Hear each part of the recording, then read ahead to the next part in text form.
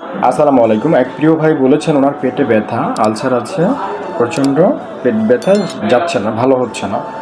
তো প্রিয় ভাই আপনি উল্লেখ করেননি যে আপনার কী ধরনের আলসার, গ্যাস্ট্রিক আলসার নাকি পেপটিক আলসার।